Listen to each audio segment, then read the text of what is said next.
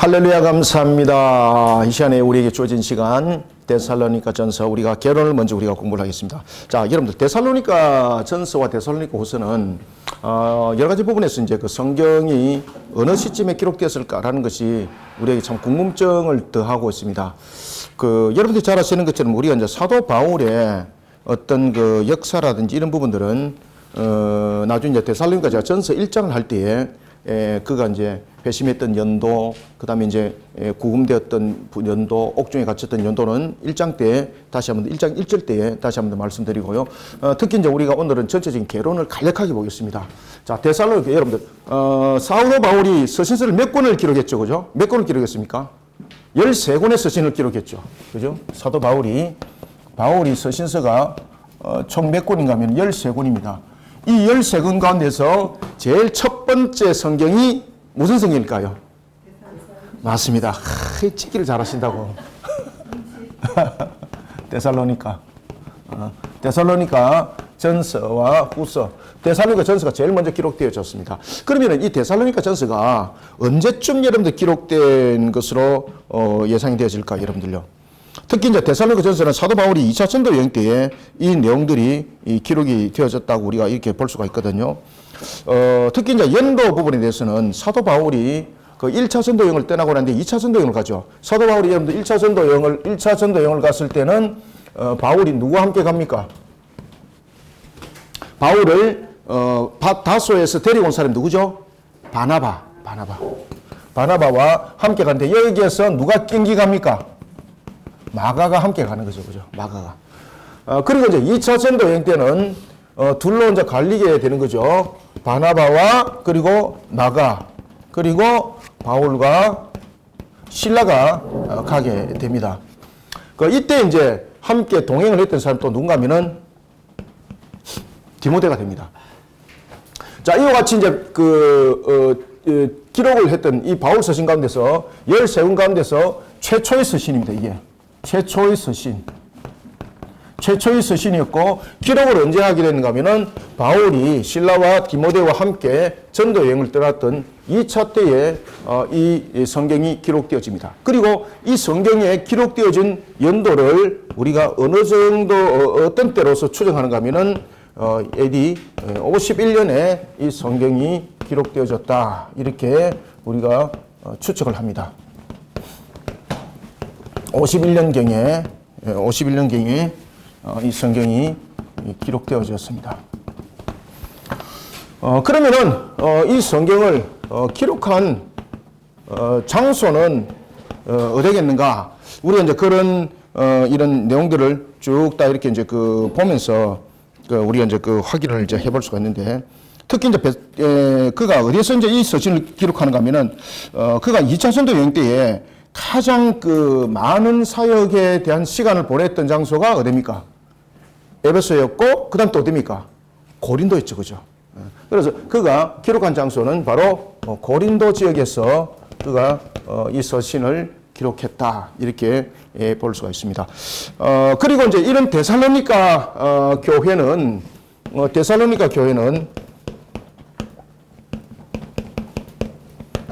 사도 바울이 유럽에서 여러분들 교회를 개척했죠, 그죠? 유럽에서 교회를 개척할 때에 제일 먼저 그가 유럽에서 마게도니아 지역에서 이제 개척했던 교회들, 이런 보면 이제 빌보 교회가 있죠, 그죠? 이 데살로니가 교회는 그가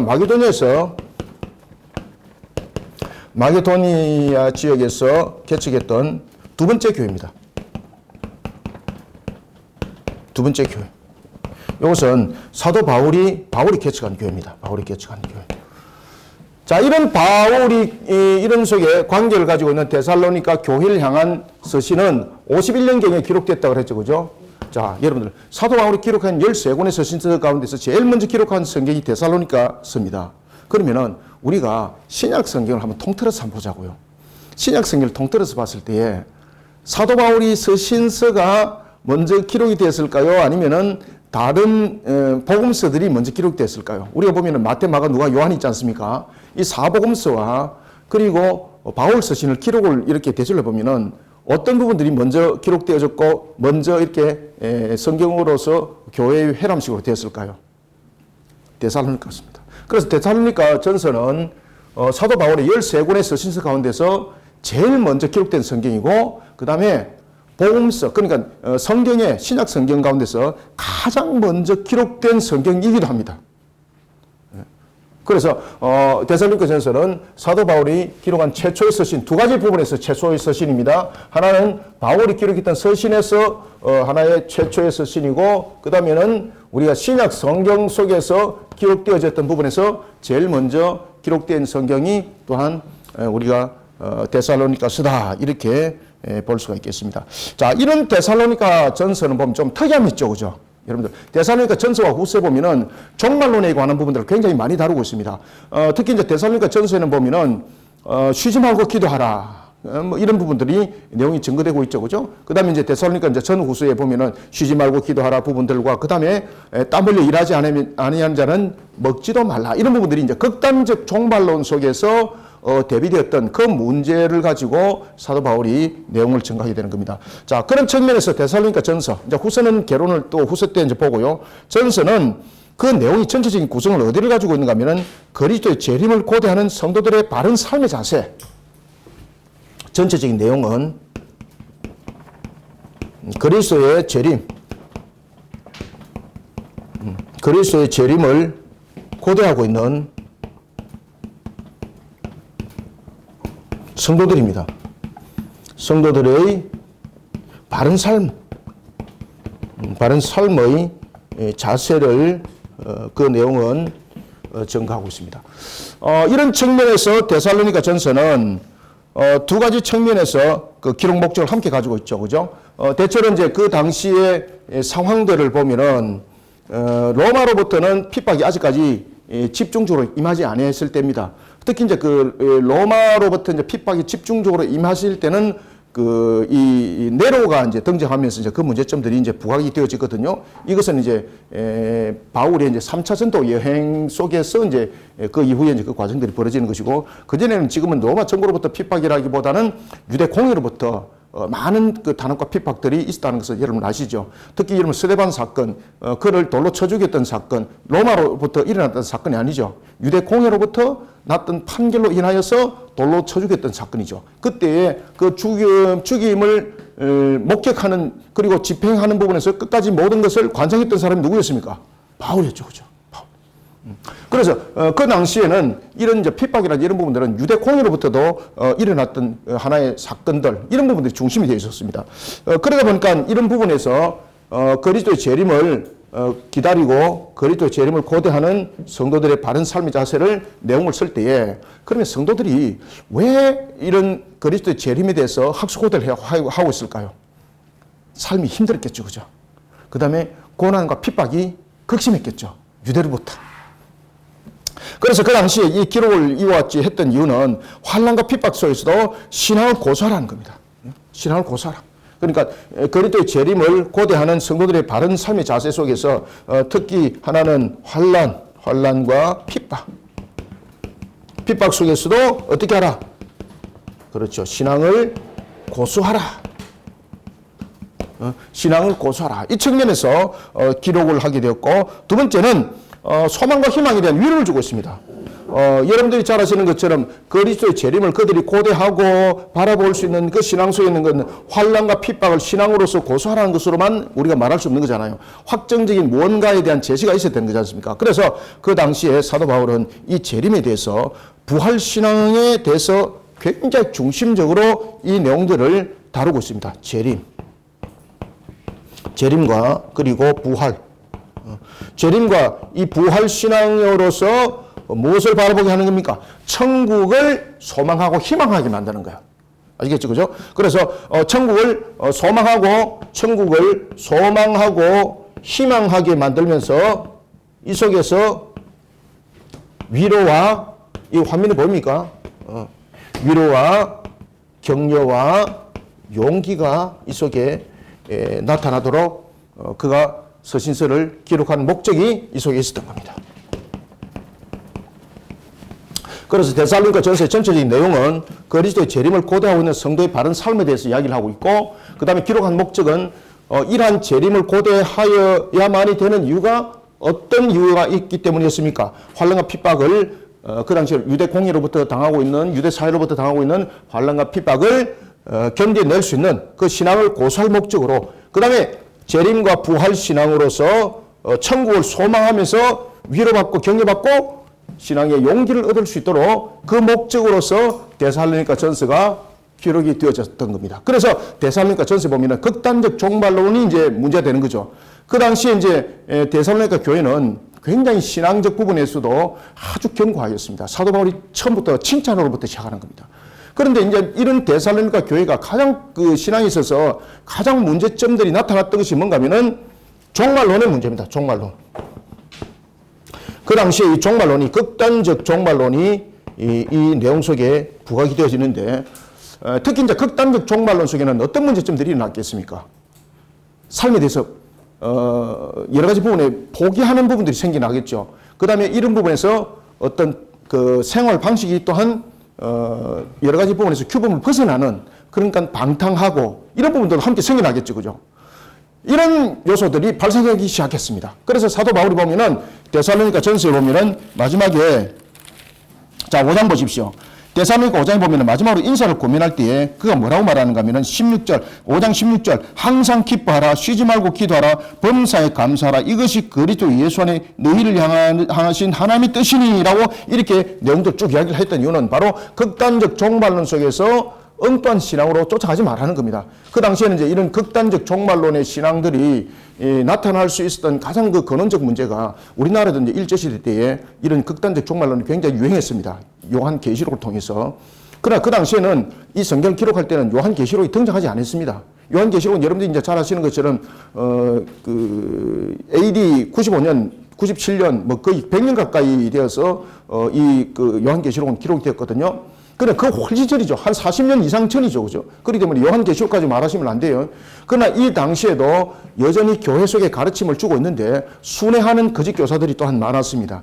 이들이 이제 환난과 핍박과 이런 부분에서 사람들한테 어떤 격려와 용기를 주면서 그들에게 소망과 희망을 줄 수 있던 것들이 뭔가 하면 종말론이었거든요. 그런데 이 종말론들이 극단적 속에서 영향을 끼치기 시작한 겁니다.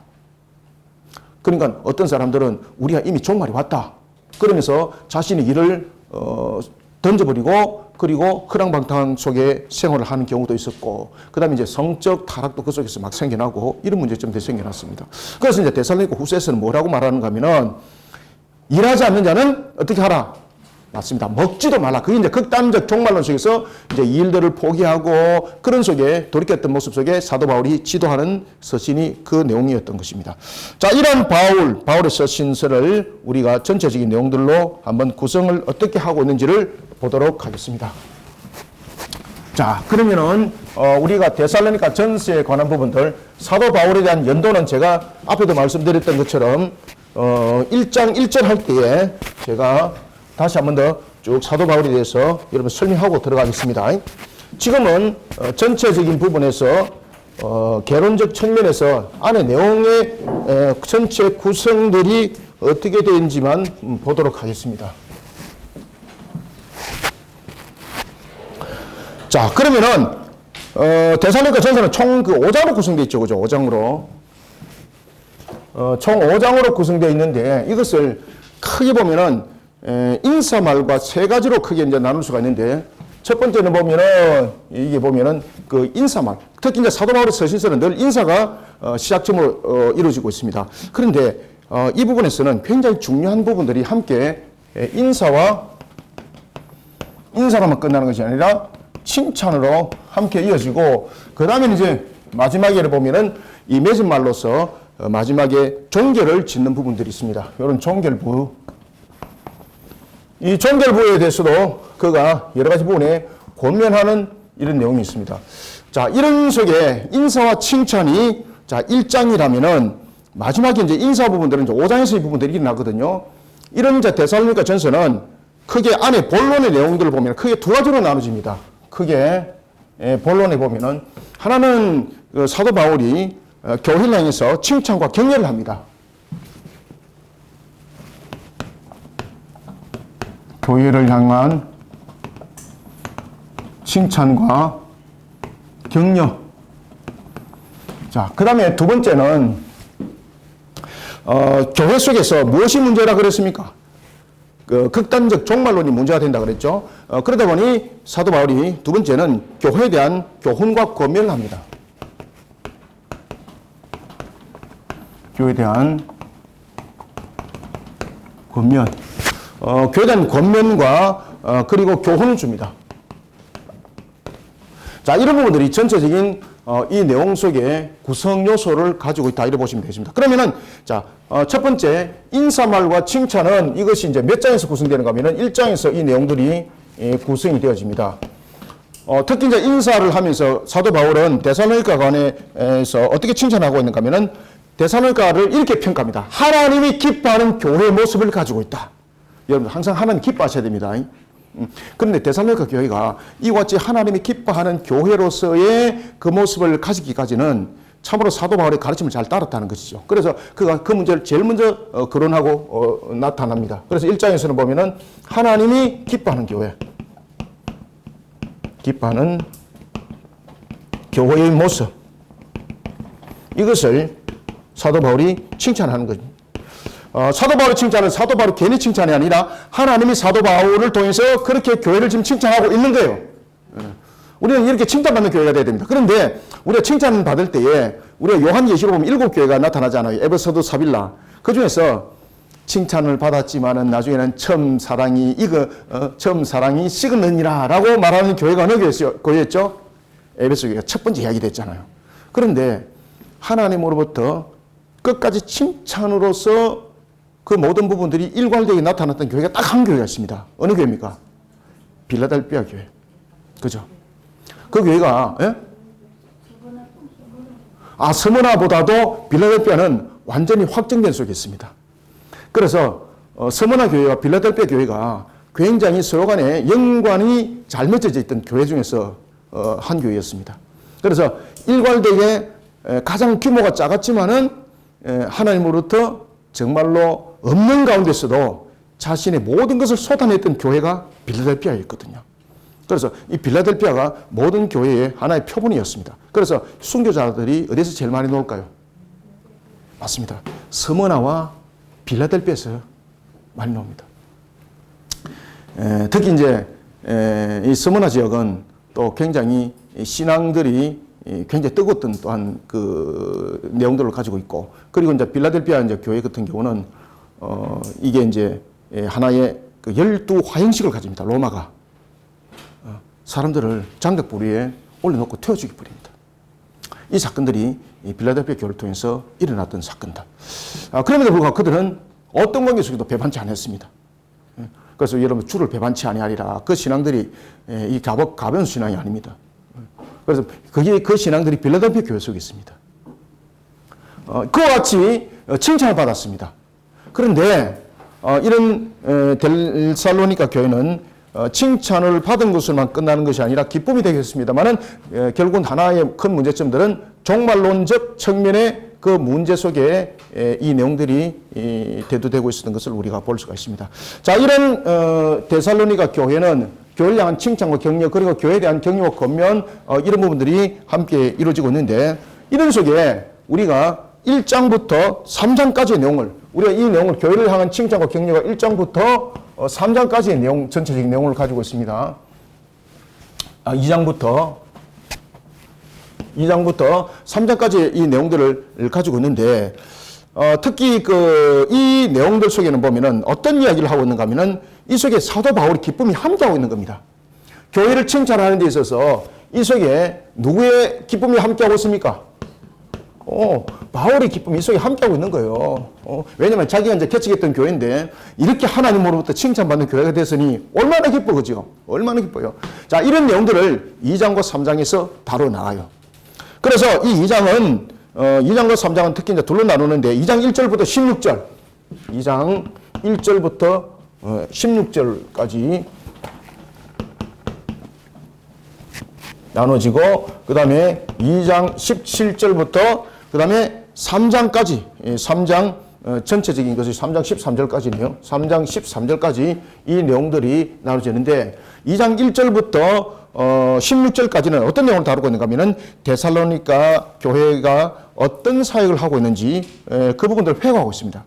특히 이제 데살로니가는 이 전도 사역 속에 굉장히 중요한 그 핵심이었고, 그 다음에 데살로니가 전도 사역을 통해서 사도 바울이 자신이 걸어왔던 그 모든 모습들, 참 이것이 회심을 통해서 돌아오는 그 과정들, 회고하면 회고할수록 그 속에 기쁨이 생길 수밖에 없는 거죠. 그래서 2장 1절부터 16절은 데살로니가의 전도 사역을 회고합니다. 과거에 자기가 이제 그 전도 사역했던 것.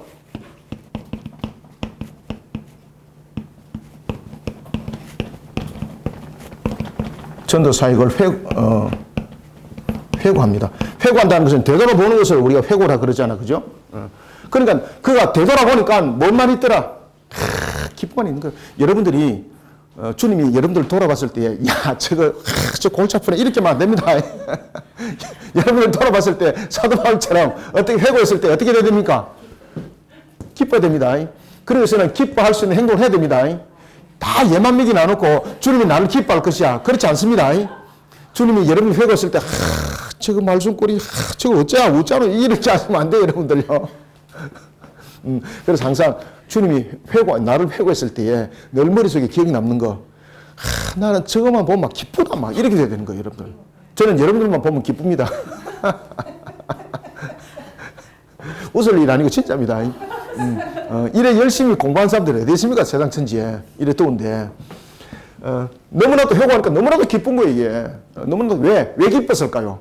열매들이 맺혀지니까. 그런 삶을 살아가니까. 과거만 그냥 회상하고 아름다워서 이게 아닙니다. 과거를 회상하면서 지금의 모습이 그런 결실이 되니까 기쁜 거예요, 여러분들요. 자, 그리고 이제 두 번째는 왜 어떤 기쁨이 됐을까? 첫 번째는 자신이 전도했던 사역을 돌아보면서 현재의 모습들을 비춰보면서 기쁨이 되었는데, 두 번째는 2장 17절부터 3장까지는 어떤 내용을 다루고 있는가 하면은 디모데를 통해서 그 소식을 듣습니다. 오늘 이제 1장의 1절에 보면은 오늘 보면은 이제 그런 이야기를 해요. 디모데는 이렇게 말하면서 함께 소개를 하고 있거든요. 그래서 이 부분들을 디모데를 그 당시에 데살로니가 교회에다가 파송을 하였고, 그로부터 데살로니가 교회의 소식을 들었던 그 내용들을 2장 17절부터 3장 13절이 다 나와요. 그래서 디모데가 이제 파송되었다가 돌아오게 되는 거거든요. 디모데의 파송.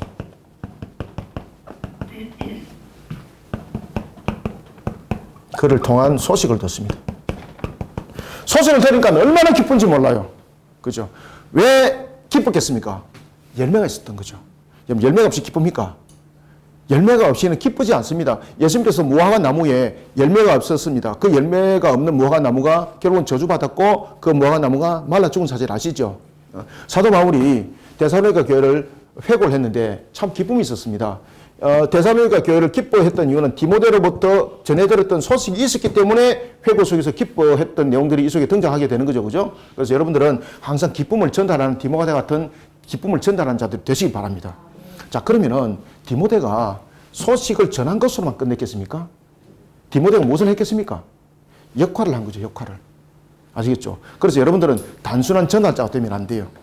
단순한 전달자가 아니라 기쁨을 함께 전하고 기쁨을 함께 만끽할 수 있도록 중보적 사역들을 잘 이루어가시길 바랍니다. 우리의 중보자는 예수님이시죠. 그렇지만 우리가 예수님의 그 이름으로 그 값으로 우리가 그런 하나의 우리가 중보적 사역이라기보다는 우리가 청지기에 된 부분들로서 그 단어를 이제 많이 쓰고 있죠. 그죠? 그래서 청지기적 사역들을 아름답게 디모데처럼 이루어가셔야 되는 거예요. 그럴 때에 기쁨이 있다라는 사실입니다. 자, 이런 속에 이제 교회에 대해서 권면과 교훈을 줍니다. 특히 이 교회에 대한 권면은 어떤 권면인가 하면 크게 두 가지의 권면의 내용을 다루고 있는데, 이것이 이제 4장부터 5장에 이제 줄로 이제 갈라집니다. 5장 24절까지 내용이고, 그 다음에 이 종결부에서 권면은 5장 25절부터 끝절이 28절이죠. 그죠? 28절이 이와 같은 종결부로서 내용들이 다뤄지게 됩니다. 자, 그러면 교회에 대한 권면과 교훈은 크게 둘로 나눠집니다. 둘로. 사도 바울이 이 부분에서는 전체적인 기쁨이었다면은 이제는 사도 바울이 나타나는 이 기쁨은 교회에 대한 하나의 내용들 속에 나타남이 되는 거거든요. 그러면은 이 사도 바울은 두 개로 나눠진 부분에서 어떤 교훈을 줬을까? 어떤 고민을 했을까? 어떤 고민과 어떤 교훈을 줬겠습니까? 하나님을 기쁘시게 하는 삶을 살아라. 하나님을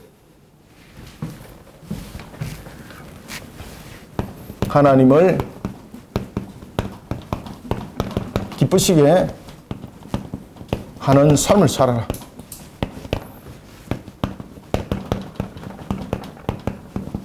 자, 이런 교훈을 하나는 주게 되었고, 그 다음에 또 한 가지 교훈은 그가 권면은 무엇을 줬겠습니까? 그리스도의 재림이라 그랬죠, 그죠? 그 당시에 이제 종말론 부분에서 극단적 종말론이 문제가 됐다 그랬죠.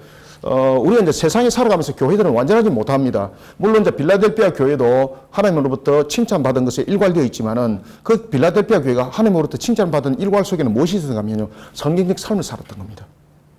그들은 참 가난한 교회였거든요. 7교회 가운데서 제일 가난했습니다. 7교회 가운데서 제일 부자가 어디겠습니까?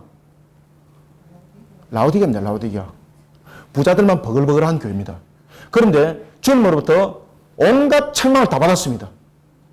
그런데 7교회 가운데 제일 제일 가난했고 제일 교인의 수가 작은 교회가 어디 있겠습니까? 필라델피아입니다. 필라델피아. 그런데 그들은 그 작은 것에서도 충성을 다했습니다. 우리가 대체로 보면 없어서 못합니다. 이런 일을 하잖아요. 제가 시간이 없어서 주의 일 못해요. 제가 물질이 없어서 헌신을 못해 이러잖아요. 필라델피아 교회에서 성도들은 그 말이 나오질 않았습니다. 항상 감사한 신앙이었습니다. 그 환경 속에서, 그 여건 속에서 다른 사람들이 보면 저거 할 수 없는데, 근데 그들에게는 전부 다 충성이었습니다. 충성으로 모든 것을 그들은 다 해결했습니다. 어떤 환경 속에서도 충성을 다했습니다. 그래서 주님이 가장 기억에 남는 교회가 필라델피아라는 거예요. 물론 스무라도 칭찬을 받았습니다만은 가장 주님이 기억나는 교회가 어디라고요? 그래서 여러분들 빌라델피아가 되셔야 됩니다. 빌라델피아는 자신이 가지고 있는 환경과 형편과 그런 걸 가지고 논하지를 않았습니다. 언제든지 자신의 그 위치에 충성을 다했습니다. 데살로니가 교회도 물론 그런 부분에서 충성을 다했던 교회인데 이 한 가지적인 문제가 또 뭔가 하면요. 바른 교리가 그만큼 중요한 겁니다. 우리는 어떤 환경 속에서도 우리가 성경의 66권이 주는 그 가르침 외에는 어떤 교훈도 우리는 따라서는 안 됩니다. 우리가 성경이 무효하다 그랬잖아요. 성경이 무효하면 성경의 가르침을 따라야 되지. 왜 다른 것을 따르냐 말이에요. 다른 것을 따른다는 것은 성경이 무효하지 않다는 것을 정리하는 것이거든요. 우리는 성경이 무효하다는 것을 우리는 믿습니다. 그죠? 하나님께서 주신 말씀이잖아요. 그럼 그 말씀대로 살아가야 되는 거예요.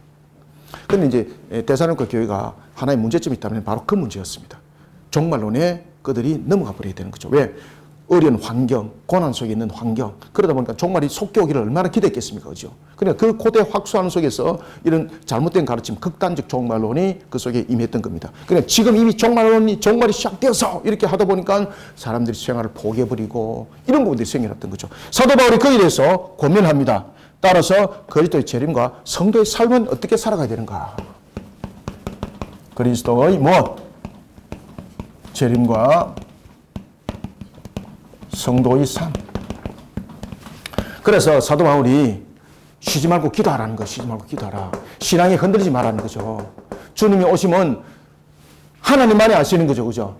그 날과 그 시는 하나님만이 아시는 거죠. 그리고 우리는 그 시간을 돌아보면서 항상 신앙적 삶을 사는 자세가 굉장히 중요합니다.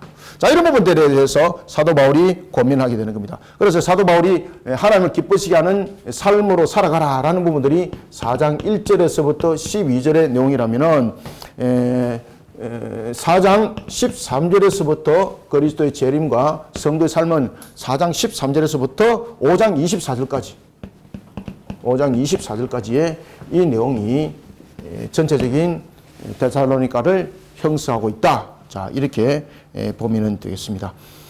자, 이런 데살로니가 전서 이제 우리가 본론에 들어가게 됩니다. 그래서 우리가 이제 본론에 들어가기 전에 이런 데살로니가 전서에 대한 전체적인 형태를 알고 들어가게 되면은 많은 도움이 되겠습니다. 자, 오늘은 우리가 데살로니가 전서 개론 여기까지 하고 잠시 후에 우리가 1장을 공부하도록 하겠습니다. 감사합니다. 수고하셨습니다.